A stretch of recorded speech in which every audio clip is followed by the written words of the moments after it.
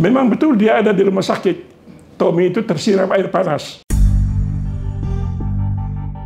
Di balik tragedi pemberontakan G30 SPKI memang menyisakan banyak cerita dari berbagai pihak, tak terkecuali Soeharto dan keluarga cendana. Istri Soeharto, Ibu Tin Soeharto, menceritakan kesaksiannya saat pemberontakan G30 SPKI itu terjadi.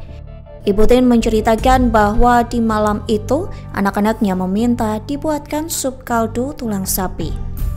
Namun ketika dirinya sedang membawa panci berisi sup panas yang hendak ditaruh di ruang makan, tiba-tiba Hutomo Mandala Putra, Tommy Soeharto, yang saat itu berusia 4 tahun menabrak tangan ibunya. Akibatnya sup itu tumpah dan mencelakai Tommy. Di Rumah Sakit Gatot Subroto lah keberadaan Soeharto pada malam G30 SPKI terjadi. Keberadaan Soeharto di rumah sakit diperkuat dengan pengakuan Letkol Abdul Latif. Soeharto disebut-sebut mengetahui akan rencana penculikan sejumlah jenderal yang diyakini sebagai Dewan Jenderal yang akan melakukan kudeta pada Presiden Soekarno. Hal itu berdasarkan kesaksian salah satu pelaku, yaitu Kolonel Abdul Latif dalam persidangan. Dikutip dari buku John Rusa berjudul Dalih Pembunuhan Massal, Gerakan 30 September dan Kudeta Soeharto, Latif bersaksi bahwa ia memberitahu Soeharto soal rencana penculikan sejumlah jenderal. Latif mengatakan bahwa ia menghadap Soeharto yang kala itu berada di rumah sakit menunggu Tommy. Semua dilaporkan oleh Latif perihal adanya rencana pergerakan pasukan Cakrabirawan, namun kala itu kata Latif Soeharto tak bereaksi apapun. Tak hanya sekali, Latif bahkan sebelumnya pernah membahas soal isu adanya Dewan Jenderal di rumah Soeharto. Latif bercerita lebih lanjut, ia menyatakan bahwa ia juga sudah membicarakan masalah Dewan Jenderal dengan Soeharto 1 hari sebelum di kediaman Soeharto di Jalan Haji Agus Salim. Saat itu Soeharto masih menjabat sebagai Panglima Kostrad. Pada pertemuan di rumah Soeharto itu, Latif melaporkan adanya isu soal Dewan Jenderal yang akan melakukan kudeta. Menurut Latif, Soeharto telah mengetahui hal itu dari mantan anak buahnya dari Yogyakarta yang bernama Subagio. Tommy yang harus dirawat di rumah sakit seolah menjadi penolong Soeharto lolos dari penculikan, namun itu disebut bukanlah faktor satu-satunya. Pasalnya PKI diketahui berusaha mendiskreditkan Soeharto dengan situasi di mana kediaman para perwira TNI Angkatan Darat yang menjadi korban G30 SPKI berdekatan dengan kediaman Soeharto. Mereka juga menjadikan posisi Pangkostrat yang memiliki kekuatan pasukan, tapi mengapa tidak menjadi target operasi penculikan dan pembantaian? Diketahui semua perwira TNI Angkatan Darat yang menjadi korban kebrutalan PKI adalah mereka yang menolak proposal yang diajukan PKI mengenai Angkatan Kelima. Memang benar bila tempat tinggal mereka saling berdekatan, yaitu di daerah Menteng. Tapi harus diingat bahwa mereka yang menjadi korban adalah para petinggi di markas besar Angkatan Darat. Jenderal Ahmad Yani Nasution merupakan Menko Pangap, namun jabatannya hanya jabatan struktural.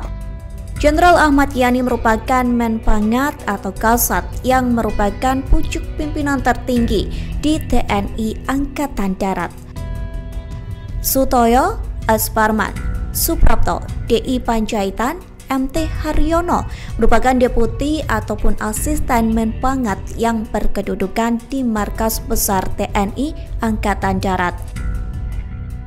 Ketujuh perwira TNI Angkatan Darat yang menjadi target penindakan Letkol Untung adalah petinggi TNI Angkatan Darat yang membuat keputusan dan kebijakan di tubuh TNI Angkatan Darat. Soeharto yang ketika itu menjabat sebagai Pangkostrat bukanlah bagian dari Mabes Angkatan Darat yang dapat memberi keputusan, dan Soeharto hanyalah bagian dari mereka yang menjalankan keputusan yang diambil Mabes AD. Posisi Soeharto sama seperti posisi Pangdam Jaya yang merupakan perwira pasukan yang siap menjalankan kebijakan para petinggi di Mabes TNI AD. Sebagai Pangkostrat, Soeharto selalu siap menjalankan setiap perintah yang dikeluarkan Mabes Angkatan Darat. Memang betul dia ada di rumah sakit. Tommy itu tersiram air panas. Jadi itu alasan pertama. Dan memang dia ada di rumah sakit. Tapi alasan menurut saya yang masuk akal adalah dia ini komandan tempur. Dia tidak punya pendidikan tinggi. Pak Harto itu pendidikannya mungkin hanya dia kenil dulu dia di zaman kenil dulu tentara Belanda, pangkatnya tidak tahu apa, kopral barangkali. Jadi PKI elit Angkatan Darat yang menjadi musuh bebuyutan dengan PKI itu yang harus dihabisi. Dan mungkin untung sebagai komandan tertinggi bilang Soeharto jangan diganggu, nggak usah lah. Tapi Nasution ya itu otaknya. Dianggap orang-orang yang bisa melawan Kemal Idris mereka dengan meriam tahun peristiwa Oktober menghadap ke istana minta DPR dibubarkan dan lain-lain. Tapi akhirnya bubar, di situ Nasution habis jatuh karirnya. Jadi dia ada di RSPAD karena Tommy kesiram air panas. Itu betul. Kemudian pertimbangan lain, saya rasa Suparjo tahu siapa Soeharto. Karena Suparjo ini pangko wilayahan di Kalimantan. Dia tahu manusia ini berpikirnya militer, tidak berpikir politik. Jadi dia Untung bekas anak buahnya. Bukan berarti Soeharto ini dibina balik oleh Untung dengan melalui Syam. Tetapi dia tidak diperhitungkan oleh komunis untuk dihabiskan. Tapi yang harus dihabiskan itu para elit Angkatan Darat yang semuanya orang-orang terdidik, punya kedudukan tinggi di dalam kepemimpinan Jenderal Yani. Itulah yang menjadi alasan kalau Soeharto bukanlah orang penting yang pantas dijadikan target operasi. Sikap Soeharto yang selalu loyal dan patuh kepada atasan membuat Soeharto tidak termasuk dalam target operasi penculikan.